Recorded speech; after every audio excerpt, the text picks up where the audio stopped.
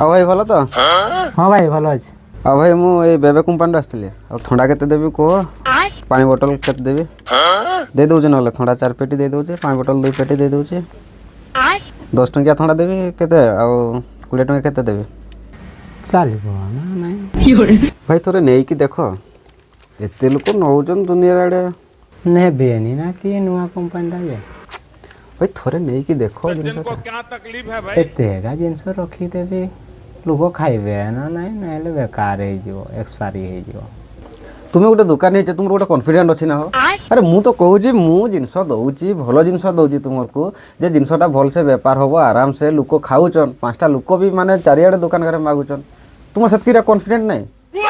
କି ଦୋକାନ ହେଇଛ ହୋ? ଥାଉ ଥାଉ ଥାଉ, ତୁମ ଦ୍ୱାରା ବେପାର ହେବନି।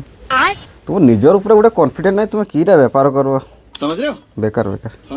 ହଁ ହ୍ୟାଲୋ, ଏ ଗାଡ଼ି ଆଉ ଆଣି ସେ ଅଧା ରାସ୍ତାର ଗାଡ଼ି ଗୁଡ଼ା ହେବନି। ଆଜି ସନ୍ଧ୍ୟାବେଳରେ କାହା ମୁଁ ଗୋଟେ ଚାହିଁଥିଲି ଯେ ବୋଧେ ବାଜେ ଦୋକାନଟା ଗୋଟେ ପଶିଗଲି।